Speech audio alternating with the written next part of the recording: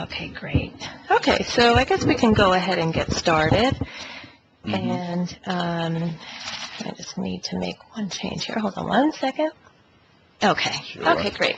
Okay, so hello, everybody. My name is Rose Rita. I'm the Marketing and Operations Manager here at CloudStrategies. I'd like to thank you all for joining us today and welcome you to the CloudStrategies 101, including Office 365 webinar.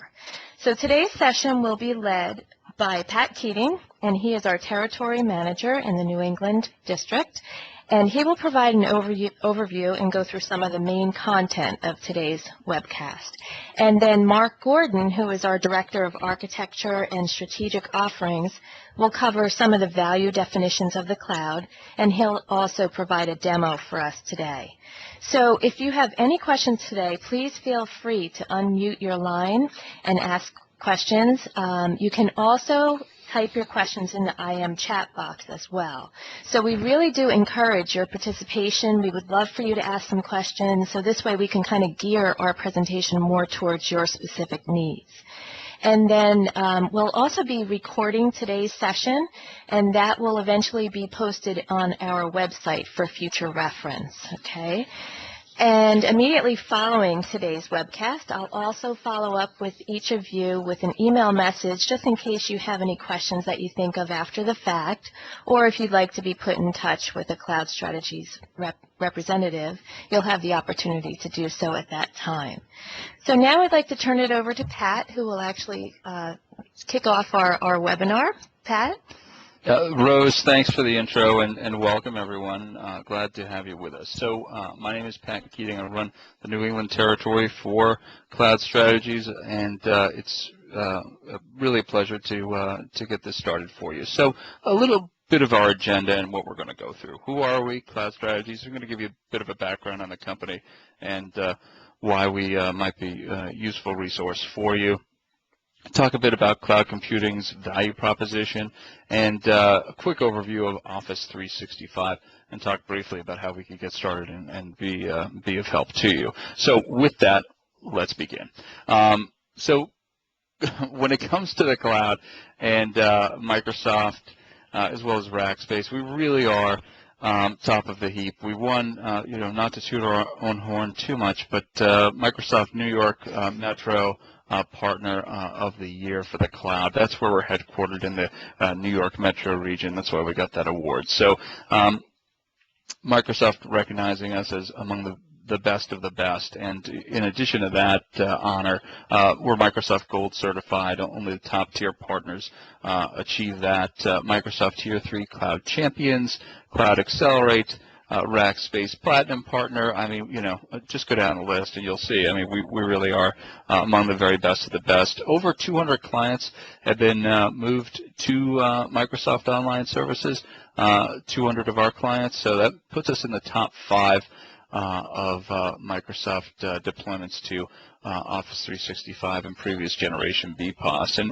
we run 100% in the cloud on Office 365 and Rackspace. So we really are, as they say, eating our own dog food and launching a highly successful startup in the process. So it's going great.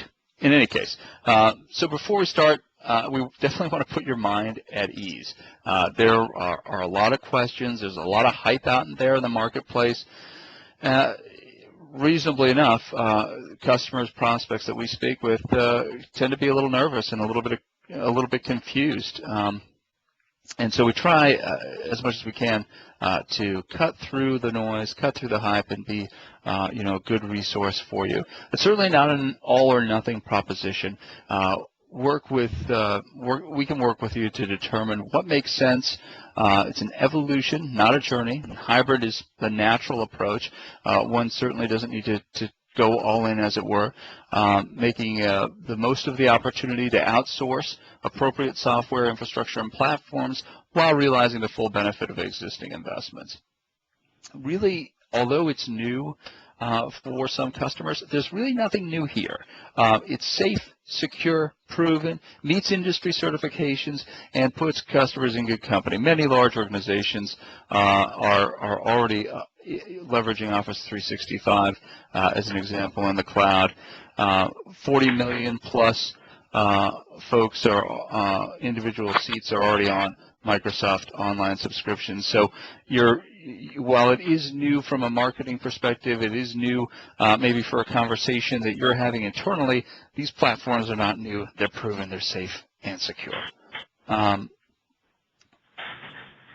So I'm not going to go through the list, but these are some of the questions that maybe you have and some that you might want to consider as you start this journey toward the cloud and consider your options. This is, I think, a great way for us to just say there's no question that's off limits. There's no question that's dumb or not interesting to us. If you have reservations, concerns, you're excited about a particular opportunity, we're here to dive in with you and go forward and help you to discern what the opportunity is. Our focus, is really centered around helping you to make less a technology decision from the outset. That's not really what's most important to us.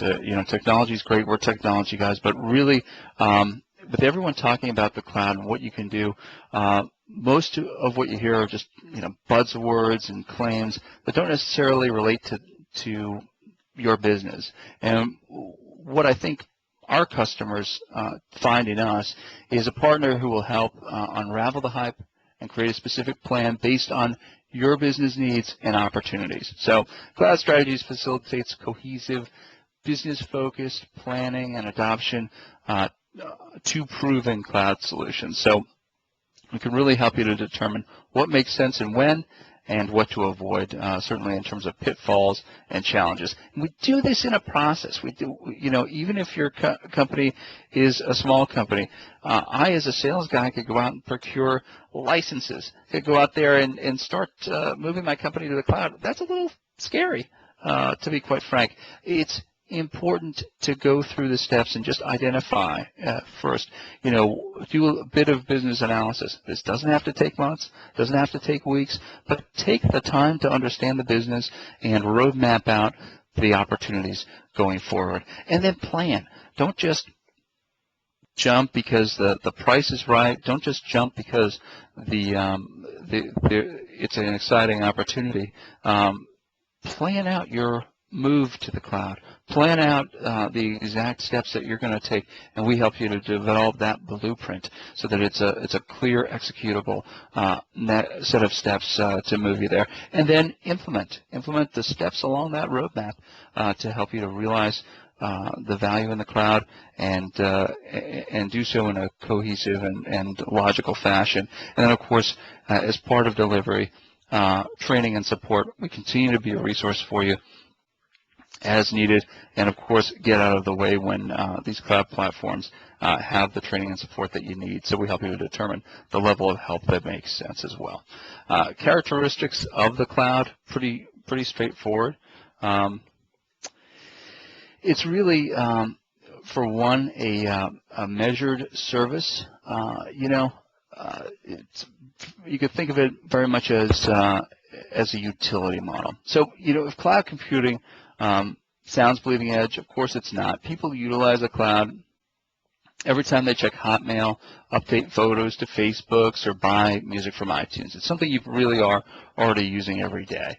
The National Institute of Standards and Technology defines cloud computing as a model for enabling convenient, on-demand network access to a shared pool of configurable computing resources, including hardware, software that can be rapidly provisioned and released in minimal effort or service provider interaction. In short, hardware and software services are made available when you need them via the internet. So it's really a massive convenience for particularly small and medium business to make this move. In terms of characteristics, it's an on-demand service. So you get what you need when you need it, and not much more. I was at a meeting yesterday, and the CIO of Microsoft, Kevin Turner, who was once the CIO of Walmart, was talking about eBay and how for years and years they had flat usage of computing resources. But, Holiday, it went through the roof. They would build capacity for Holiday, but and have unleveraged resources, computing power throughout the year, taking up floor space. They're paying for the electric bill on these resources. Now they're moving to the cloud, and it's going to save them a bundle of about 40% on their IT resources. It's a big change, and if you are in a business like that, it's an obvious step. But of course, they launched at a time when cloud computing was far less the norm. Broad network access, it's available across a wide range of devices.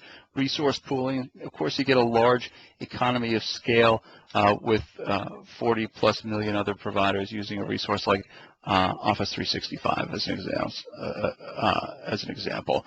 Flexible resource allocation, you can quickly scale up and down as you need, which is and turn it on, turn it off, and pay for what you use in that measured service way. So it's I think a model that's right for the times, and we as a practice are certainly very busy reflecting this the fit for the time that we're in. So cloud service models. Software as a service, I think we're familiar with these applications. Salesforce.com is a very good example. It's really, instead of owning and running applications on your own computers, you rent them over a network. And key characteristics, again, network-based access, application delivery in a one-to-many model, centralized feature updating, and integration into a larger network of communicating software. Salesforce.com is probably the most famous example, but of course, SharePoint Online, Exchange Online, these are all examples as well. Infrastructure as a service, data centers on demand. How can you have your servers, your other infrastructure in an external environment, and why does that make sense? Well, often, there'll be a need to make this move because you want to move to more of a operational expense rather than capital expense, and provision those resources quickly and easily, as opposed to having to have those brought in-house. And you can do that in a very cost-effective fashion. Platform as a service, Azure, Amazon's platform, EZ2. Really, the platform as a service play is a great place, in particular with Azure, where you can put your applications out on the cloud. Now, on this platform, you don't have to worry about hardware anymore. You don't have to worry about provisioning those resources to support it. You really can now just consume your applications, your custom applications, the way you would a software as a service option from a large vendor. And that's a very big change for a lot of companies, and certainly appealing in terms of the way to consume those internal applications and capabilities in a cost-effective way. Deployment models, 99.9% of what most folks will run into is public cloud when they're talking with us. But that is, an opportunity to share large resource pool with many other providers in a secure way, and really gain those economies of scale where you can get a fabulous service for a very inexpensive price tag. Private cloud, a bit controversial. Some folks want a cloud that's strictly for themselves. They still have to manage it. They still have to pay, a fairly large expense for these resources that are only for a given company. So we see that far less often. A community cloud, also something that you don't see too often, but an industry group or a set of companies with a shared goal, a number of organizations with a shared goal could conceivably have an external cloud, an external project that they share together. And in hybrid, something akin to a combination of these two. Again, we don't see that too often, but certainly could be the case, and we'd be happy to explore it with you and for you. Deployment choice. This is a real differentiator for Microsoft and its partners. You can have on-premise, stay on-premise, and Microsoft's going to love you. They're going to take great care of you, or move largely, if not all, to the cloud, or some combination thereof.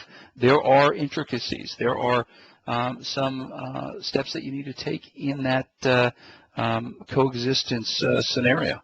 We've, with 200 customers, run into just about all of them and can help guide you appropriately and answer those questions. Where does it make sense to have that hybrid approach on-premise to the cloud? Where does it make sense to do one or the other? And what are the challenges I'm going to face in any of those scenarios? CloudStrategies has been there, done that, and happy to help. Cloud benefits, I think we've talked a bit about this. You're certainly reducing costs and changing from your cost structure from that occasional capital expense to an ongoing operational expense, much more predictable and easier to handle. You can deploy solutions much more quickly, quickly scale up and scale down, iteratively test and try new things for the business, really making your company much more entrepreneurial, much more capable of new things. Reduce risk. You don't have to make a big purchase as you try new things in terms of infrastructure, so you really are able to test and explore without a big capital expense.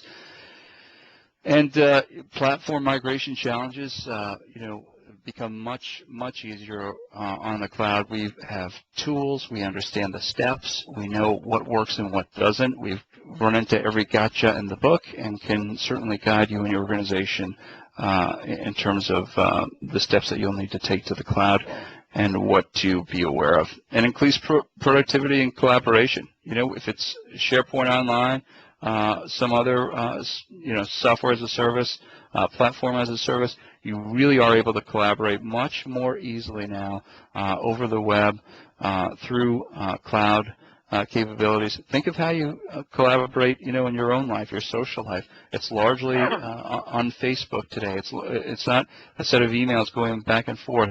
And I think businesses are now, with the consumerization of the web, more and more, and IT, more and more taking on these cloud opportunities to enhance their collaboration.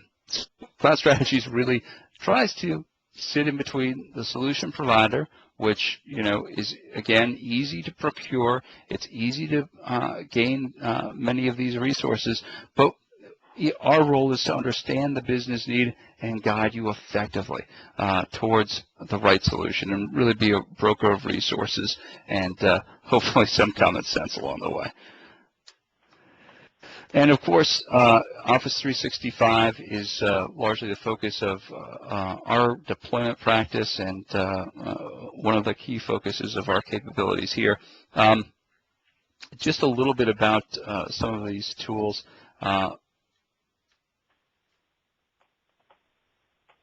Office Professional Plus, and I'll go through just some of the components of Office 365.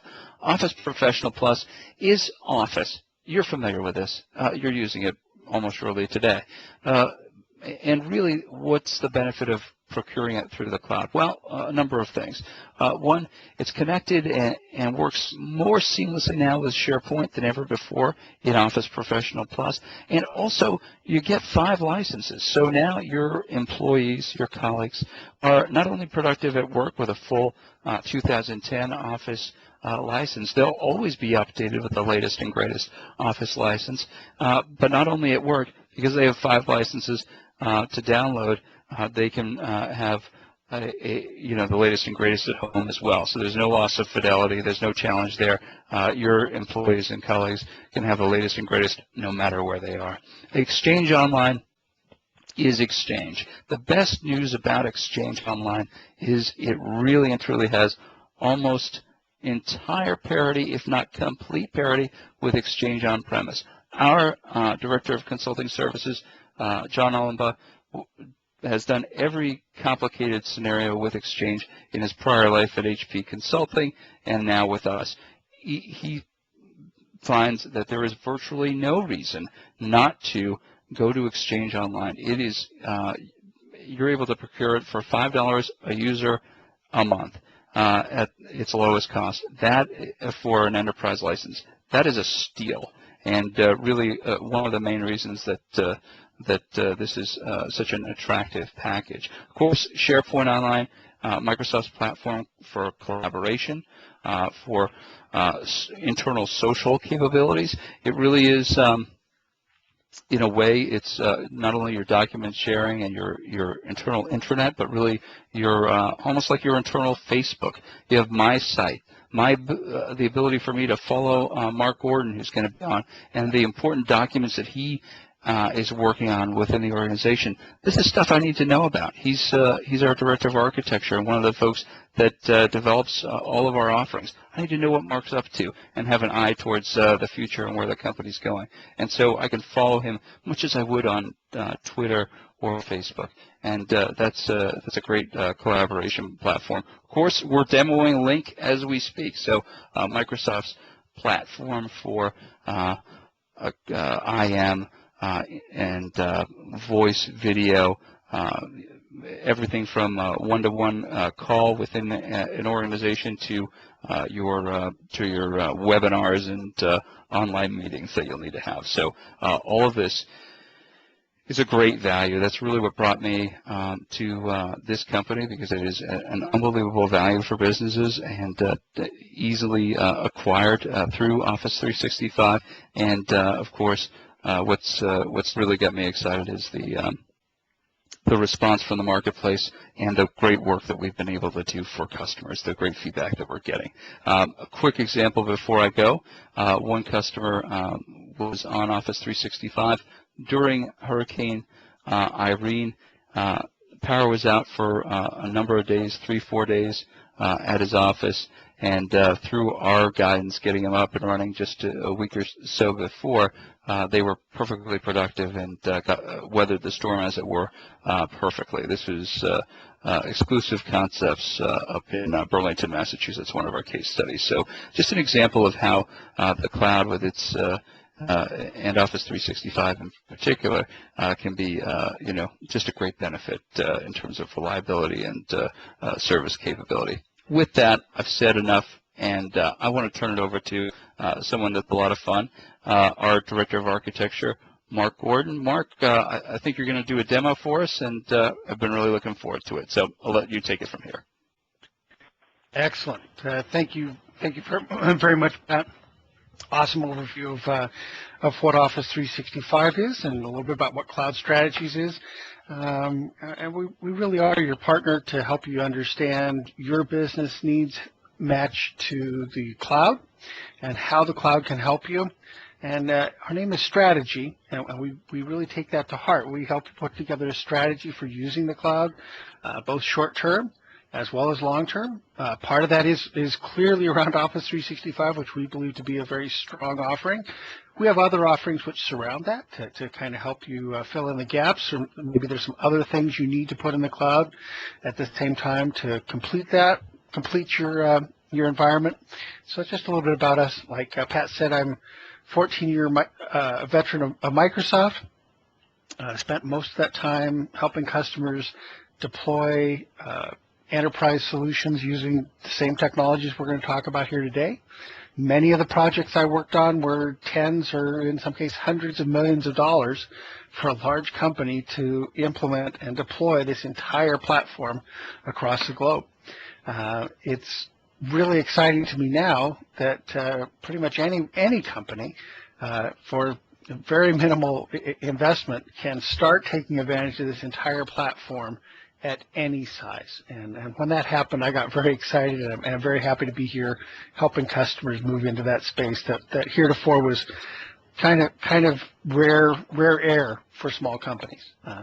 So very excited about that. So want to make sure you're able to see my screen. I'm going to do a little bit of sharing here. Can somebody let me know if you're able to see Montana there? When you are, we'll get moving.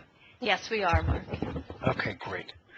So the first thing we're going to do is actually jump into the management console. I'll just show you a little bit around behind the scenes of what's there in Office 365. and the management console. I think the salient point here is that you're not having to manage the servers, the network, the hardware, the OS, the patches.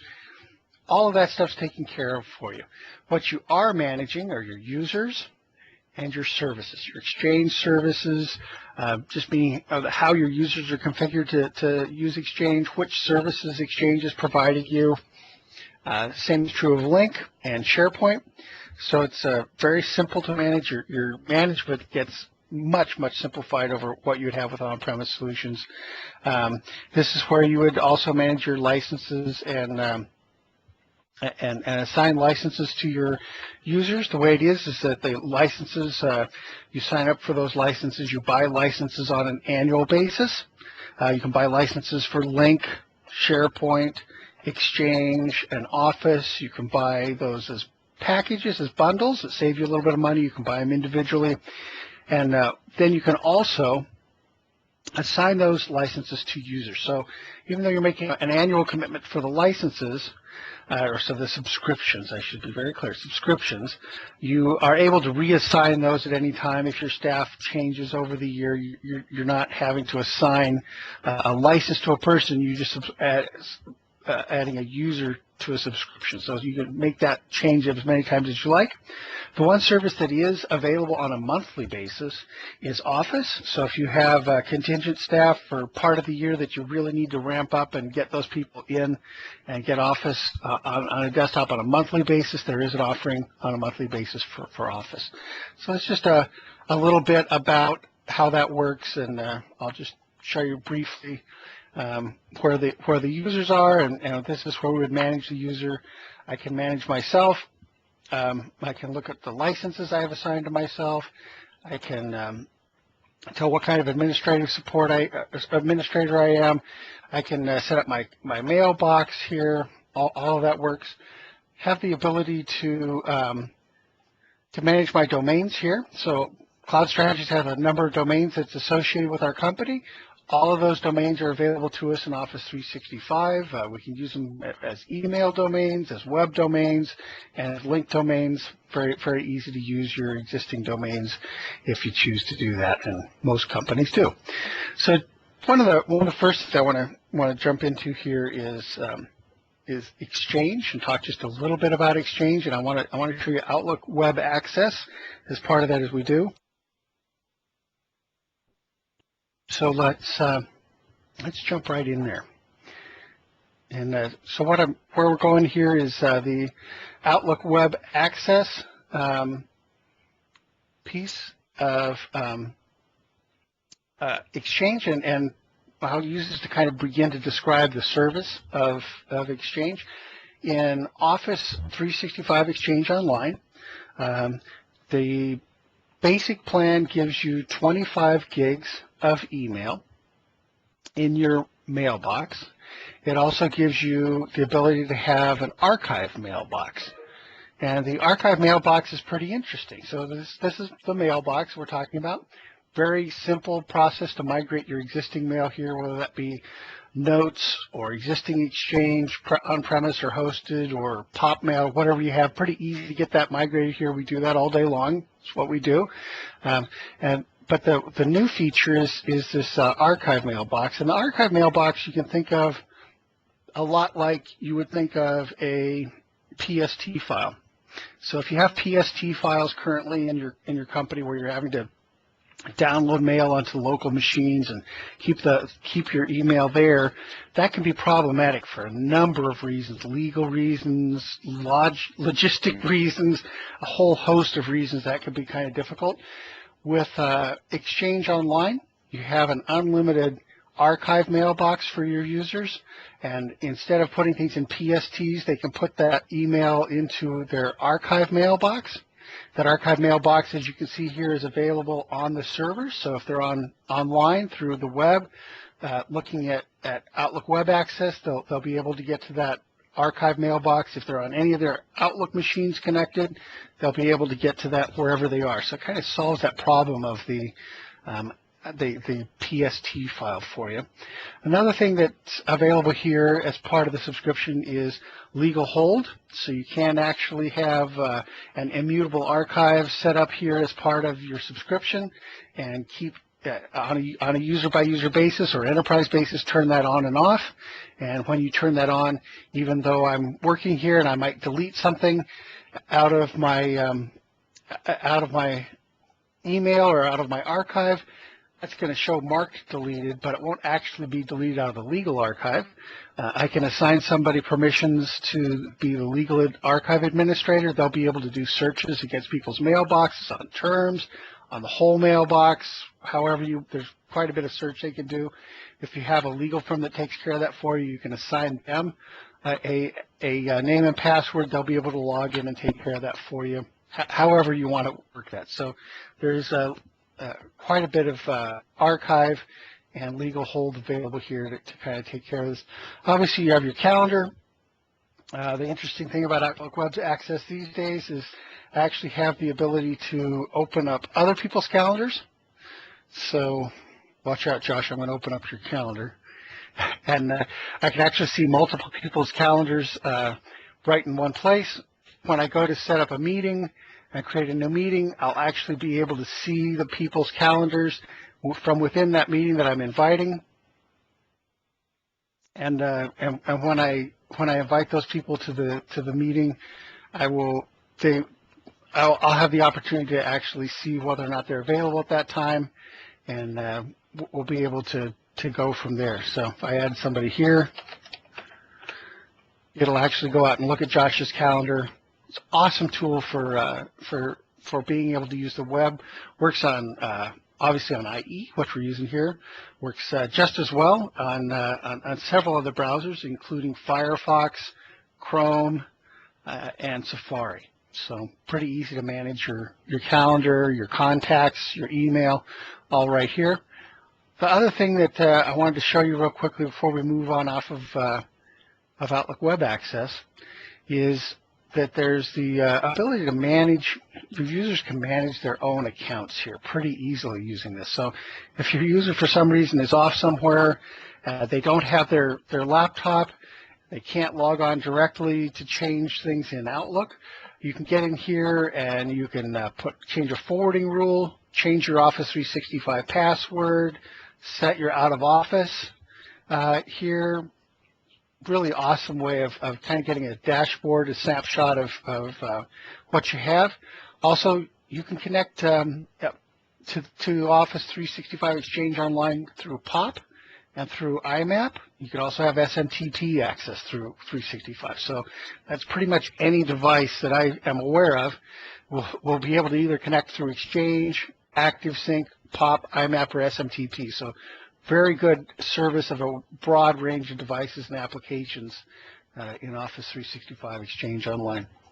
I want to show you one thing here before we move on that's interesting, and that's the ability to get to the phones.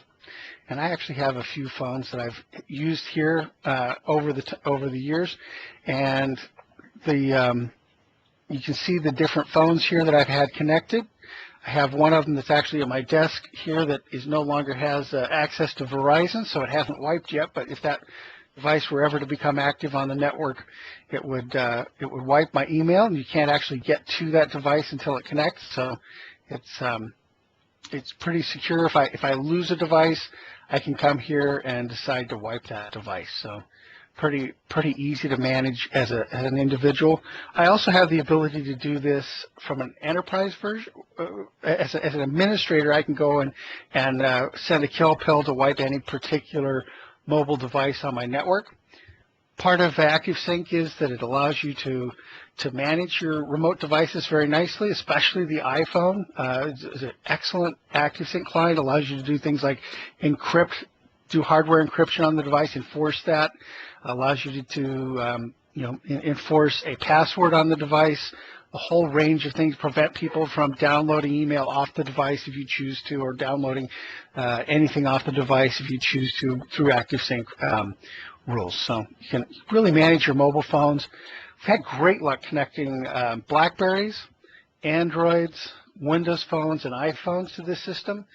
In particular, BlackBerries, there's a little application that you can download and install on the BlackBerry that allows the BlackBerry turns the BlackBerry into an ActiveSync client, so you no longer have to pay your biz fees.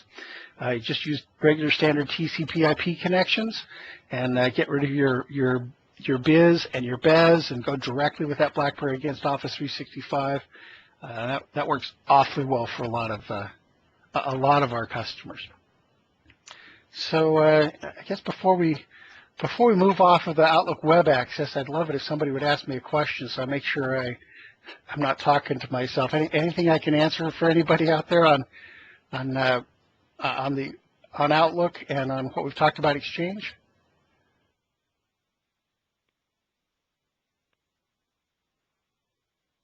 Oh, I know there's a question somewhere. Again, you can also type your questions in the IM chat box. It looks like Bruce is actually typing a question right now, Mark. Great. Okay. Okay.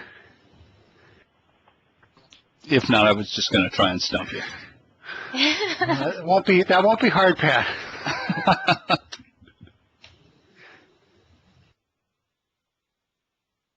Sorry, I don't have a lot to say. I just typed one, but Okay, excellent. We are alive.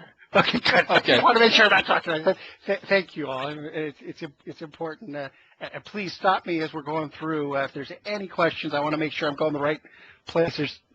We're doing a kind of skim along the surface. We're not digging real deep into any of these things.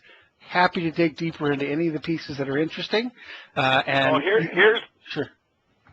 If I may, I've got a law enforcement client that is concerned about having access to their data and all, and Office 365 comes to mind. They are a Office 210 shop already, but of getting their documents up in the cloud, they're subject to a number of federal security policies.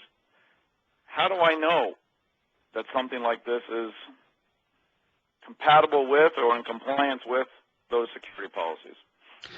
Well, the Office 365 itself is certified in ISO, and many of these policies and many of these guidelines that you'll see for government and other parties are more about how you put together your solution than the particular service that you use. Having said that, there's some of the cloud services that you just can't get to meet certain requirements. But Office 365, we have customers who are meeting ITAR compliance. It's the International Trade in Arms compliance from the U.S. government, which is very stringent. We have people that are meeting HIPAA, which is also a pretty stringent set of privacy requirements here in the U.S. We have people who are meeting the German privacy laws using Office 365. There are solutions and ways of making this very, very secure. The data is always encrypted in motion.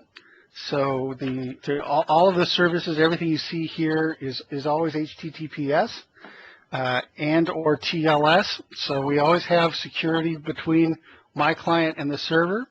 If I choose to, I can encrypt the data on my client as well. So we haven't seen an issue where we couldn't meet those requirements. Sometimes things like the Android phone, which don't have hardware encryption and can't be encrypted, there are solutions where you can buy an encryption package for that phone. I don't know exactly how far you want me to go there, but we have solutions that can do that. If we actually have a few customers who are concerned about their data, they're concerned about their data living in the U.S.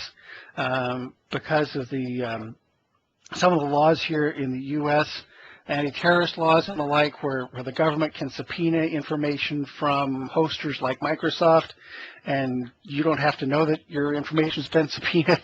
So there are encryption at rest solutions that will allow you, and I'll show you one I have here in just a minute.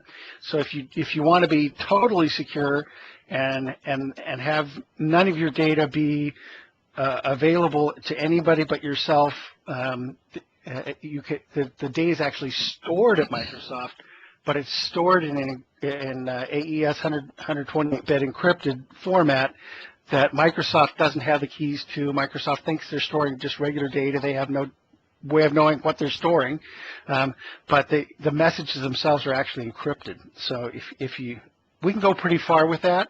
Depends on how far you want to go. But we haven't found a solution. I think you're getting there. I'm just trying to figure out what do I need to worry about and where do I need to look.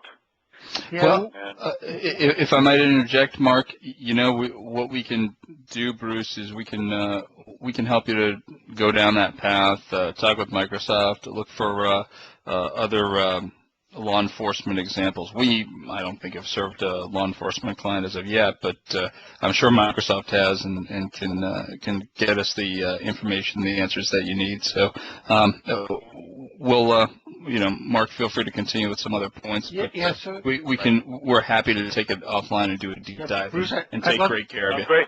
I'd love to talk to you offline, Bruce, and I think it's a matter of teasing out what the real requirements are, right? And we can kind of help ask you some questions. We'll kind of look to you to answer some of those questions, and then we'll together design a solution that meets those requirements. So I think we're pretty good at that usually. I haven't found one we couldn't solve yet. It may be out there, but I haven't met it. So just a little bit about the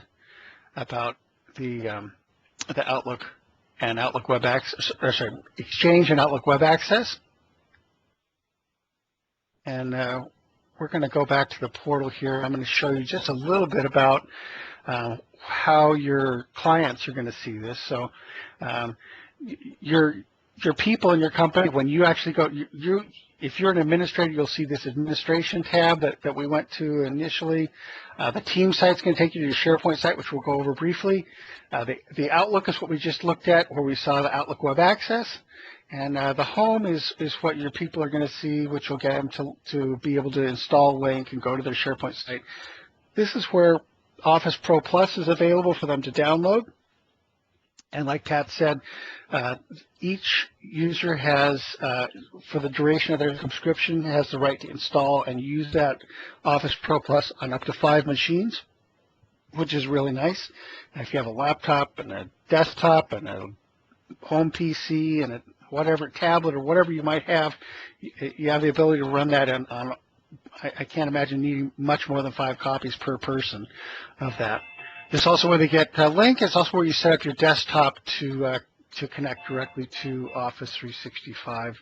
I'll show you how that works here in just a minute. So I think we've kind of covered the portal. I don't want to go too much into administration because it's actually pretty easy. Just want to kind of show you around a little bit there. Let's look at Office real quick here, and I'll open up Word, and I want to show you that this is Office 2010. This is the Office Pro Plus that comes with Office 365, but it can be either Office 2007 or Office 2010. Any version of it, doesn't matter where you got it. That just happens to be where I got this one. And you see I have all my documents available here in Office. I have several SharePoint locations. I have some local locations. I can open up documents from any of these locations that I want to. Now let's actually just open up one of these locations, and you see I have all those documents available to me. I'm actually looking at a SharePoint site as if it were a file share. I also have the ability to open up in Explorer, and where I can open up and look at documents in the SharePoint site as though they were right there on my local machine or on a file share. So it's pretty easy to manage those documents and those file shares in Outlook. On the desktop. I'm going to go ahead and open one of these. And I want to show you real quickly how something works here, because this is kind of interesting. You notice something new. When we're opening a document that's on a SharePoint site, it's possible for more than one of us to open that document at a time. And it looks like Josh has opened a document here. Looks like he's made some changes. I'm going to go here and refresh so I can see any changes he might have made. And look, it looks like Josh made a change, and you have multiple people making changes here. Each one of them would have a different highlight color. I'll ask Josh to make another change because it's only the most recent change that's highlighted from each user, but each of us would have a different color that all the other users would see. I can make a change here. You see what happens when I go to make a change? It puts a little parenthesis around here, prevents anybody else from stepping on this section that I'm editing while I'm editing it. Once I go ahead and make the change I want, I update that so that everybody else can see it. I get to see, you see the highlight went off of Josh's original change and went on to his next change there. So I hope you kind of get an idea that it's real easy for many people to work on a document at the same time. This is a pretty complex document, actually, and we could all be working on different sections simultaneously without any locking problems, and work together quite nicely. Again, as many people as you like have them work on that document simultaneously. Pretty nice way of being able to work on a document. So a couple more things about the document library, and we'll actually open a different document here. Let's see, here we go.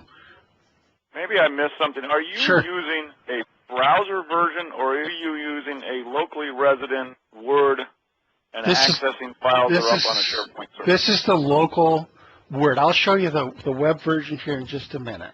But that's an important point. This is the locally installed copy of Word that I'm using right now. Okay. So I just wanted to show how if you're using Office Pro Plus locally, kind of the sorts of things that light up with SharePoint, right? That co-authoring feature lights up, that all this behind the scenes stuff here lights up. I can see all the different versions of that document that are in SharePoint. If there were more than one document, more than one version of that document, I can go and look at it. So finding another one here to.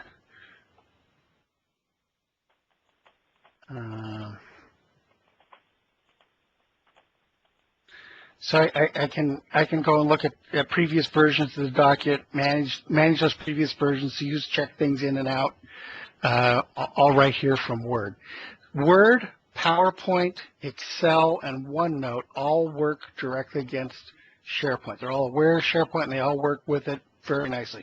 I guess the point I'm really trying to get across here is that a lot of times we think SharePoint's something, well, it's a web application. I need to go to the web to use SharePoint, and it's really not just that. Your Office applications all work very nicely against SharePoint as well. So just a little bit about that. Let's look at Outlook for just a minute before we go on. I will show you the web version of SharePoint here in just a minute. I want to save enough time for questions, but as you can see, we have it connects directly to Exchange on Office 365. I have the ability to have, this is Outlook 2010, so I have the ability to have more than one account open here at a time. I actually have several Exchange servers that I do some work for and on, so I have more than one account here. You asked about security in this one. I want to show you real quickly here. This is actually the encryption at rest solution. So I actually have my email mirrored to another solution that we're helping somebody develop, and they're going into production right now, which is this encryption at rest. So all of this email, I can work with it. It looks just like any other email for me. I can't tell the difference between the two, but it's all encrypted on the server. So there's the data on Microsoft servers is completely unreadable. And if I were to go attach directly to the server without going through their translation box, it would all look very encrypted. Wouldn't be able to read anything there. So just a little bit about that solution. One of the things here that's awful nice is you have the ability to link this again to SharePoint, and that list of documents that I saw in in Word is also available here. Because it's in Outlook, Outlook takes those offline, and I can take these documents, I can take my SharePoint documents offline. Same thing is true of my calendar. I can actually open up SharePoint calendars, and I have a demonstration calendar here that I can open up, and if I want to add item to that SharePoint calendar. Maybe it's a team calendar that we all share. I can simply do that. If I have rights to do that, I can do that from Outlook. I can also do it from SharePoint. Now, everybody that uses this calendar will have that new calendar item in it. So I can manage my calendars. Same is true of tasks and contacts. I can have shared contacts in SharePoint that somebody maintains, and then all of us would have the ability to have those contacts available to us in Outlook.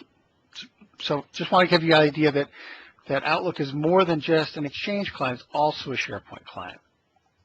So we'll look at SharePoint itself now for just a minute. And here's the SharePoint site we've been going against the whole time. And you notice we have a couple of document libraries here. This one doesn't require checkout, and so people can author at the same time. You can do that co-authoring in this library here. This particular library here, I have version control turned on, so it requires that people check that document out before they make a change to it. So if we open up one of these documents here, what I've done is I've opened it in a browser, and this is the viewer in the browser. I can choose to edit this document in the browser. Oh, sorry, I need to check. Who took the wrong document here? So let me take this one here.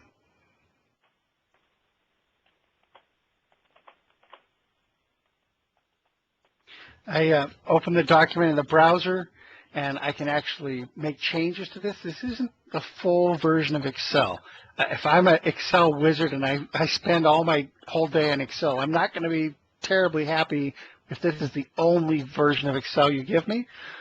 But if I'm at a kiosk or I'm at a machine where I don't have access to my locally installed Excel, this is a way I can make a quick change to the document if I choose to, and put something in. And that will work and have full fidelity. I won't mess up the document. It's guaranteed to work the same way as the desktop version in terms of document fidelity. So it's actually pretty robust what is here. I just don't want to give you the idea that it's the full version of Excel. The same is true of Word, PowerPoint, and OneNote. All of those have the browser-based versions, so you can get at your documents whenever you don't have Office installed. This is also great if you have people who maybe don't need to edit documents all the time, but every once in a while need to make a change to a document. You don't want to manage, pay for, and maintain Office on their desktop. It's a great way of giving people associated with your company the ability to make changes without having to buy and maintain Office on their desktop. Just a little bit about the webs. Any questions on the web apps there? Okay, great. We'll blast through. I got just a couple minutes before I do want to turn it over to some questions at the end here.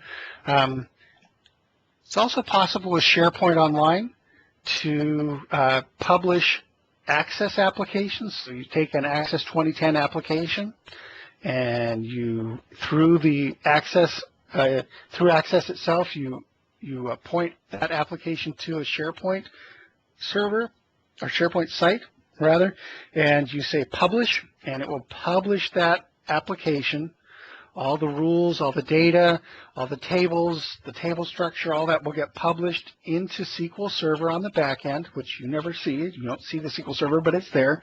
It gets published into SQL Server, and it shows up here as a SharePoint application. So this is an application that was a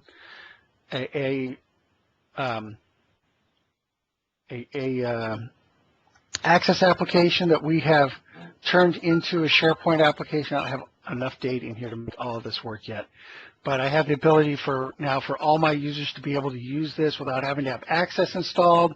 I don't have to have an Access server anywhere, and we all are working on the same data. It's all going to be the same wherever we are. We can get at it, from any web browser. It's all I need is a web browser and an internet connection, and I can share this application across my company, which is pretty nice. So we'll go back to our demo site here. I showed you the calendar that we had there the other day or in Outlook. I just want to prove to you that really is here. In SharePoint, I have the ability to add fields to this calendar and have more things on this calendar than I might otherwise. I have the ability to add customer information to the, a customer field if I want to these calendar items. Again, so I can go beyond just the information that I want to collect that's normally collected in Outlook. And I can, when somebody creates a new calendar event, I can actually collect more information about it. I could have, I can add more fields here as I choose. I can add any field I want at will and then collect information, especially if I had like a meeting room and I wanted to make sure that somebody had chosen a meeting room for this calendar. I could add the meeting room here, add a drop-down list of the meeting rooms I had available, add a customer field if I wanted to know what customer we were talking about. Anything you want to do like that's very simple to do. Contacts that we saw me open in Outlook are available here. You can set somebody up to be the person to manage your contacts, your company contacts. You can keep them in SharePoint, and then you can use those in SharePoint, in Outlook, or anywhere you want on your site. So very, very easy to manage. You notice that here I actually did set up some new fields. I just kind of want to show you. I have the customer field here, customer and company. So I've gone beyond and added some more fields to this list that aren't in the normal contact list in Outlook. I want to let you know that it's possible to do that here.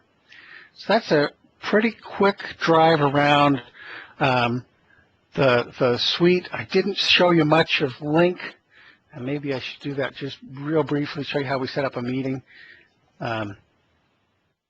I didn't do that in Outlook. I should have done that real quick.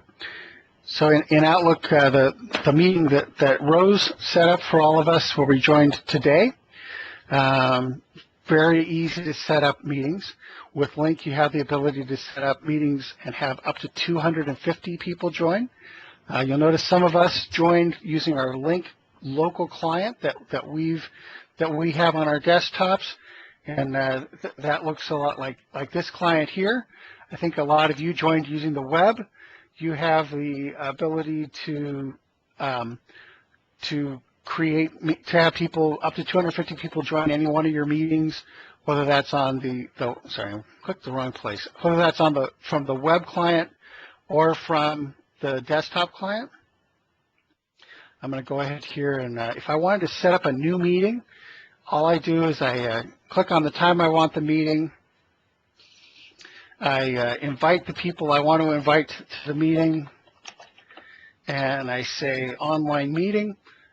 It goes and reserves the space on the Link server for us to have that meeting. Again, I have up to 250 people here. We'll all be able to join the meeting. What you're seeing right now is that Rose set up a meeting very much like that, and I think she may have actually copied this and sent it to some of you separately, but you can invite your attendees here as well. Tracks it all right through your calendar and Outlook. So that's just a little bit about the online meetings in Link. Hopefully there's some questions because I'd love to answer them.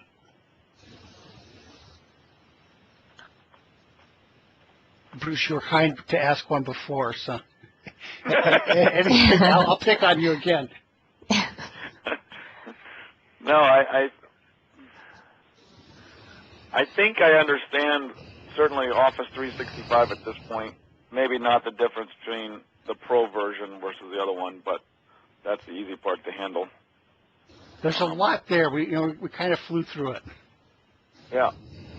No, it seems to be the way the world is going, especially after things like Tropical Storm Irene or Hurricane, depending where you were, and some other disasters we've had up our way.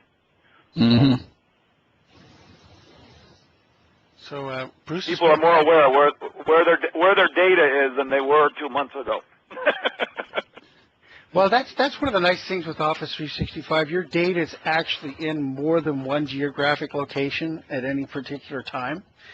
Your data is being replicated to a second hot data center where your data, Exchange, SharePoint, all your data can very quickly be put online. And so it's there and ready. All they have to do is, once the system detects that first data center is down or your data is not online in that first data center, automatically will bring you up in the secondary data center in a different part of the country. At that process, they give themselves an hour to do that. It's really dependent upon DNS, how quickly your DNS will make that change, but it can be. It often is nearly instantaneous, and you don't notice the first data center went down. It can be that fast. They do give themselves up to an hour to get that done. Your data is actually available in a third data center as well, but that's it's not ready to just turn online. That can take, honestly, that may take up to an hour if we have two natural disasters in the United States at the same time. It may take you a couple of hours, and they happen to hit your primary and secondary data center. Getting to that tertiary data center may take up to 3 hours, but it's a pretty good disaster recovery plan. Yep. Pat, I'll turn it back to you if you want to close us here. I will. I think Rose has a closing comment or two as well, but I did want to just thank everyone for kindly joining us. And my contact info was displayed, but we can reach back to you. Let me just well, in any case, we'll read